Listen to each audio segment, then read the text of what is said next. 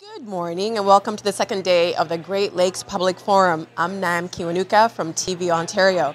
Joining me now, I've got Anita Tucker from the Metis Nation of Ontario. Thank you so much for being here with us. Thank you. I wanted to talk to you about climate change and its impact on the Great Lakes and what you're concerned with. Yeah, absolutely. So the Métis people have always had a very strong connection to the water and especially to the Great Lakes. Our traditional territory surrounds the Great Lakes and it includes most of the waterways right across Ontario. So we've used it as a main transportation route. We've always used it for subsistence fishing and harvesting for food. And we continue to use it for economically as well as historically. So they're very important to us. They really sustain the Métis way of life. And so the Métis way of life is kind of all aspects that make us Métis. So our relationship with the environment and the land for food, cultural, spiritual fulfillment, and as well for our medicines and for ceremony. And how has climate change impacted this way of life? Yeah, so climate change is really starting to degrade the lakes a lot. We're very concerned. These stressors like invasive species, increased water temperature, lower water levels, nutrient cycling, all of these things are a big concern for the Métis people.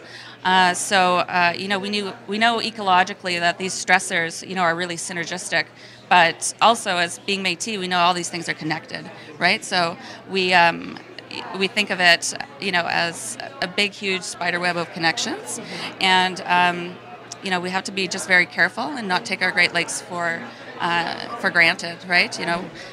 Protection is one of our main goals, from an environmental perspective. And how would you like people to do that?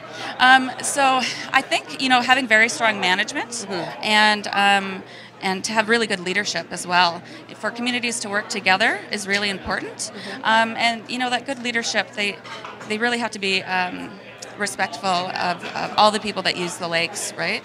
So our neighbors to the south, right? All of our Indigenous peoples, and then all across Canada, really. So, those are... And what are you concerned the most about with climate change?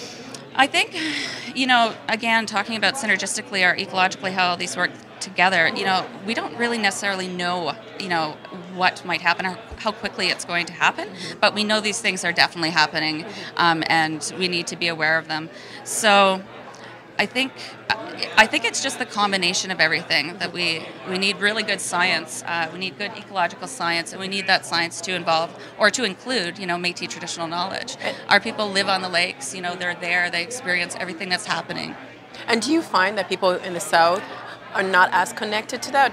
Until a few days, I wasn't really sure where my drinking water comes from, which Right. I'm embarrassed to say, but it's a fact. Well, the Métis are very mobile people, so I can say that living in Southern Ontario, I came from the north, and I'm used to being on the land, So I think a lot of our people are aware of the changes because we actually travel a lot across our province, and we have family members that live in other places that really depend on the water.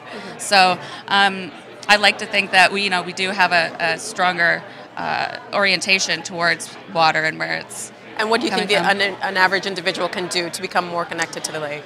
Oh, I think conserving water is definitely big. Just being conscientious, right? Talking about water, talking about the importance that these bodies of water give to everybody, right? Anita, thank you so much for taking the time to speak with us.